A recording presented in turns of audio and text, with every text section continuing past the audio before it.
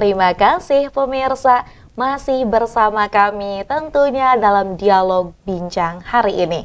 Dan masih bersama narasumber kita nih ya, Dr. Nanda Florencia. Kita membahas tentang gerak bersama, sehat bersama dalam rangka memperingati Hari Kesehatan Nasional.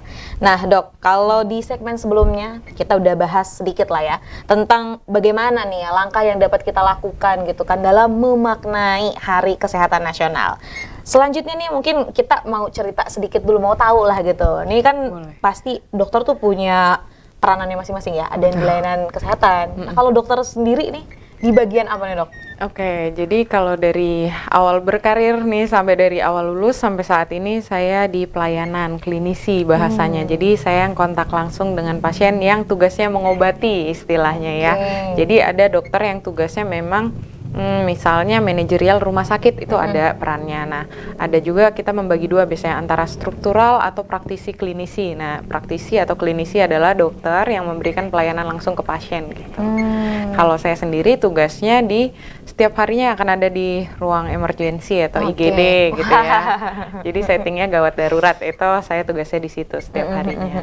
Wow, berarti memang tugasnya ini di IGD. Betul. Nah, pemirsa juga pasti tahu lah ya, kalau misalnya di IGD ini kan situasinya nggak mungkin tenang. Ya, gawat gitu ya, heboh. Gawat, betul, heboh sekali. Nah, kalau semisal alasan, ini pasti kan ada ya, dok. Alasannya terjun menjadi seorang dokternya apa kalau dokter Nada sendiri? Oke, kalau dari saya sendiri, kebetulan di keluarga memang basicnya semuanya medis gitu. Jadi dari keluarga ayah, keluarga ibu, kebetulan lingkup saya dibesarkan di tengah-tengah keluarga medis. Jadi mungkin dengan tumbuh di lingkungan yang seperti itu, jadi saya tertariknya adalah berkarir di dunia medis gitu. Karena menurut saya itu hal yang menarik gitu, setiap hari melihat kasus yang berbeda, datangnya misalnya aduh-aduhan, teriak-teriak, pulangnya udah bisa senyum gitu, itu sesuatu yang menarik gitu.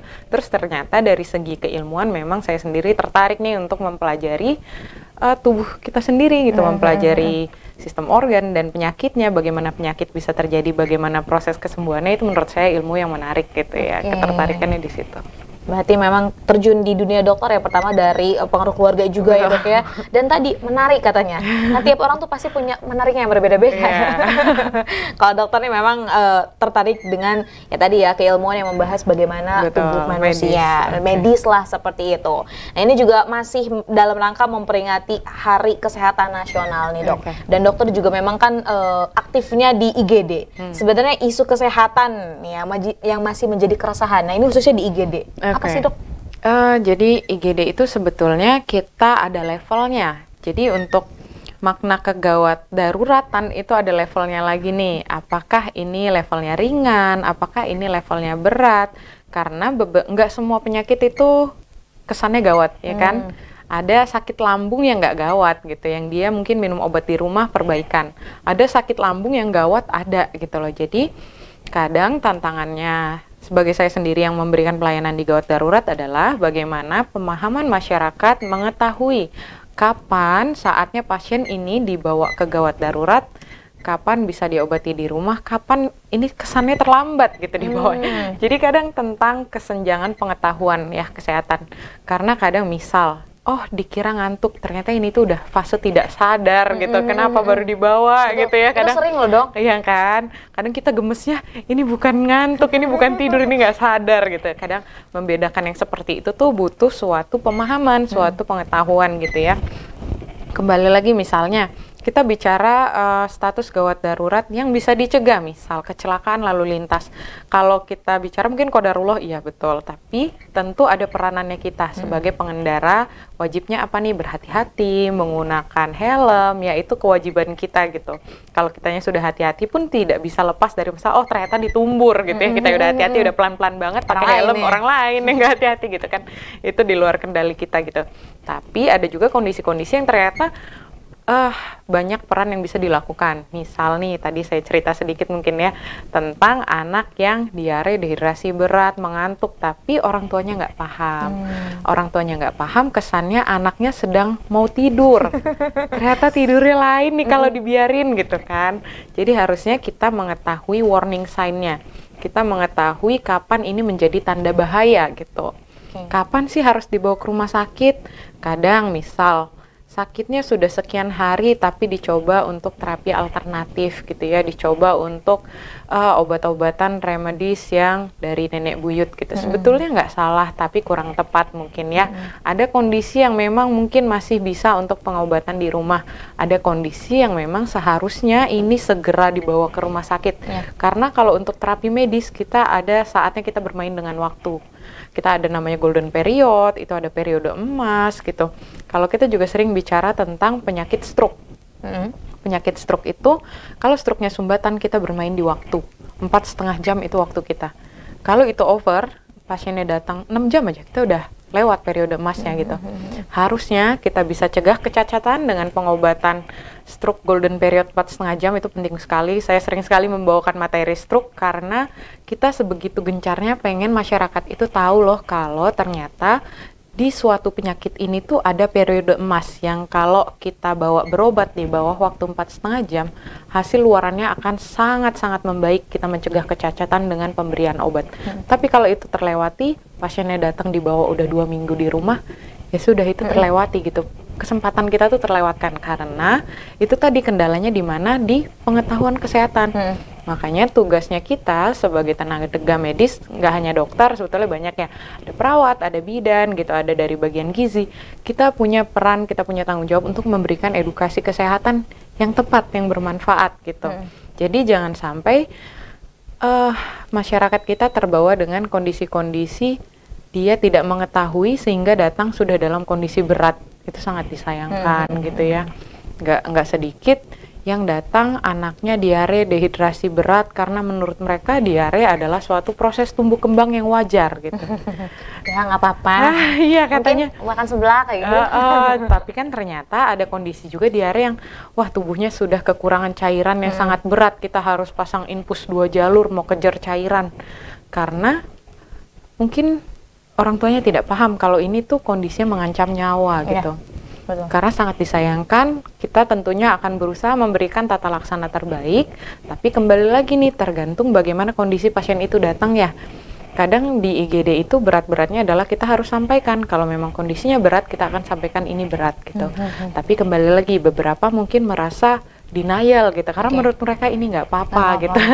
Ini tuh nggak apa-apa, orang di rumah masih sadar, orang tadi masih ngomong gitu. Jadi kadang tantangannya itu tetap di bagaimana pemahaman mereka tentang kondisi penyakit, tentang kondisi gawat darurat, kondisi seperti apa sih yang mengancam nyawa. Ada lagi yang paling menjadi tantangan terbesar, bahkan di sektor seperti kita lihat atlet lagi kejuaraan nasional, serangan jantung, dan mereka nggak tahu itu serangan jantung, dan mereka nggak tahu harus apa. Betul. Itu sangat-sangat membahayakan, itu atlet kelas nasional gitu. Kalau kita berpikir ini tuh sudah ditempa sebegitu rupanya sampai dia bisa ada di kejuaraan nasional, kan berarti dia atlet yang sangat-sangat hebat. Gitu ya. Dan saat dia terjadi serangan jantung nggak ada yang tahu harus bagaimana gitu. Itu kan sangat disayangkan sekali gitu. Kita kehilangan satu atlet yang hebat gitu ya. Mungkin kembali lagi di luar itu qadarullah. Ya harusnya mungkin kalau kita memiliki keilmuan yang bisa menyelamatkan, mungkin dia memiliki nasib yang berbeda, kita nggak pernah tahu. Namanya usaha, ikhtiarnya kita di situ gitu. Betul. Ikhtiar itu disertai dengan keilmuan. Nah, keilmuan yang benar itu tadi sangat disayangkan, atlet serangan jantung nggak ada yang tahu. Sedangkan misal langsung dibawa ke rumah sakit itu terdekat, atau kita pernah lihat anggota dewan serangan di sidang terbuka gitu, sidang besar gitu ya, yang notabene di sana banyak orang-orang penting gitu ya, mereka pejabat, mereka orang penting, tapi sangat disayangkan sekali harus kehilangan nyawa karena tidak ada yang tahu harus dilakukan seperti apa saat kondisi gawat darurat itu terjadi gitu. Jadi harapannya kita sebetulnya kadang kita pengennya masyarakat tuh tahu kapan kondisi ini mengancam nyawa, kapan harus segera banget dibawa ke rumah sakit, udah nggak bisa nanti-nanti, jangan dikerok dulu, jangan akupuntur dulu. Maksudnya kadang ada tempatnya memang yang masih kondisinya ringan, mau coba akupuntur silakan, itu pun opsi remedis tuh ada, akupuntur ada, keilmuannya secara medis pun ada, tapi kita harus bisa menempatkan kondisi mana sih yang memang tepat dilakukan akupuntur, atau mau coba alternatif, kapan itu gawat darurat yang ancaman nyawa gitu. Karena kadang serangan jantung itu tersamarkan gejalanya, seperti gejala lambung kadang, seperti masuk angin kadang, tapi itu ternyata serangan jantung gitu. Nah, masyarakat kita mungkin keterbatasan untuk pengetahuan, dia belum bisa membedakan kapan saya harus ke rumah sakit gitu. Di situ tantangannya, Itu karena tantangannya, pengetahuannya, ya betul. Dan itu memang kalau misalnya kita lihat ya, IGD kan tempatnya tadi ya, orang-orang yang datang tiba-tiba ataupun tadi secara mendadak ada sakit apa gitu kan. Dan banyak sekali kasus-kasus yang memang sudah dokter hadapi lah seperti itu. Nah ini tapi ngomong-ngomong tentang edukasi ya dok ya. Ini kan Indonesia kita tahu gitu. Kita kan bukan hanya percaya pada medis, tapi ada percaya pada hal-hal lainnya juga. Dan itu menjadi tantangan juga. Iya, itu menjadi tantangannya kita karena kadang tertunda dibawa ke fasilitas kesehatan karena mereka mencoba yang tadi dulu nih, alternatifnya dulu sebelum misalnya anak demam. Kalau konten menangani anak demam itu udah seliweran kayaknya ya, harus di rumah kompres hangat, menggunakan baju yang tipis, terus kalau menggigil boleh pakai kaos kaki atau ditutupi bagian kaki dan tangan, itu boleh. Tapi kadang yang lebih dipercaya adalah ilmu dari yang dulu-dulu ya, ilmu dari yang dulu-dulu yang mungkin ya disampaikannya turun-temurun gitu. Misal harus dikompres daun kelor gitu ya. Saya kurang tahu nih daun apa ya, tapi kan prosesnya tuh nyari dulu, mungkin harus dibalurin kunyit. Ya mungkin dulu kepercayaannya seperti itu, tapi toh keilmuan berkembang gitu ya. Secara medis pun mungkin sebetulnya penanganan anak demam di rumah tuh sederhana, kompres hangat, menggunakan baju yang tipis, hidrasi yang cukup, itu udah cukup. Jadi kan nggak ribet-ribet ya nih sebagai ibu misalnya, anak pertama khawatir anaknya demam tinggi, kompres gitu ya. Karena di anak mungkin mereka khawatirnya kalau nanti demam tinggi step itu betul. Kejang ya, kejang demam bahasa medisnya. Mungkin mereka khawatir gitu ya. Dan kekhawatirannya mereka itu menggiring mereka untuk mempercayai keilmuan yang turun-menurun tadi nih. Padahal kalau mereka mengikuti tata laksana di rumah dengan baik, misal kompres hangat, anaknya pakai baju tipis, demamnya bisa turun. Komplikasi demam yang kejang tadi bisa nggak sampai terjadi gitu. Kadang karena dia nyoba ini itu dan ternyata itu tidak bermanfaat, anaknya ya panas terus nih, panas terus sampai di titik di bagian otak itu ada namanya bagian yang mentoleransi suhu tubuh. Kalau itu suhu tinggi sudah tidak tertoleransi, anaknya kejang. Kejang itu merupakan suatu respon di bagian dalam kepala terkait suhu yang terlalu tinggi gitu ya. Nah, kalau misalnya sebetulnya kan penyebabnya demam. Kalau demamnya teratasi sebetulnya dia nggak sampai kejang gitu. Tapi karena cara menangani demamnya masih kurang tepat, jadi anaknya sampai dalam kondisi kejang gitu. Jadi sebetulnya pengetahuan yang seperti itu yang mungkin bertentangan dengan prinsip tata laksana kita di medis, itu yang menghambat atau memperburuk kondisi pasien itu sendiri sebetulnya. Seperti misalnya anak di bawah 6 bulan, itu kan dia harusnya masih ASI eksklusif ya. Eksklusif itu dalam artian nggak ada yang boleh masuk ke lambung anak di bawah usia 6 bulan kecuali ASI dan obat. ASI dan obat, air putih boleh nggak? Nggak boleh, kecuali itu untuk obat gitu ya. Jadi betul-betul makna eksklusif itu tuh berarti nggak ada yang lain selain itu kan gitu, kecuali memang ada kendala sehingga harus diganti oleh susu formula. Tapi nggak sedikit yang karena ngerasa mungkin ASI-nya kurang, khawatir anaknya kelaparan, dikasih pisang belum waktunya. Iya, dikasih bubur bayi, dikasih apa nih makanan dikunyahin sama orang tuanya, dikasih ke anaknya. Akhirnya anaknya iritasi usus, diare berat karena terluka dinding lambungnya. Jadi di sistem saluran cerna kita, anak usia di bawah 6 bulan, itu imunitas antibodinya belum terbentuk maksimal. Jadi dia akan dengan makanan yang itu, dia nggak punya antibodinya nih. Kalau makanan itu kotor, ya kotor di dalam. Dia nggak punya kapasitas untuk melindungi dirinya dari makanan itu. Mungkin dari segi cara penyiapan nih ya, beda sama kita yang dewasa. Kalau jajan pinggir jalan mungkin kan bakteri usus kita udah cukup tangguh gitu ya. Kuat. Udah cukup tangguh untuk jajan pinggir jalan. Tapi anak bayi belum bisa karena dia belum punya pertahanan dirinya di situ tuh belum terbentuk sedemikian rupa. Jadi kalau anak di bawah 6 bulan dikasih bubur, ya dia diare gitu. Oh ya, bukan mau pinter. Bukan, emang diare salah karena tadi nggak paham kenapa sih sebetulnya anak di bawah 6 bulan tuh belum boleh makan tuh kenapa? Kenapanya itu tuh harus tersampaikan supaya di mereka tertanam. Oh iya ya nggak boleh, tunggu dulu gitu.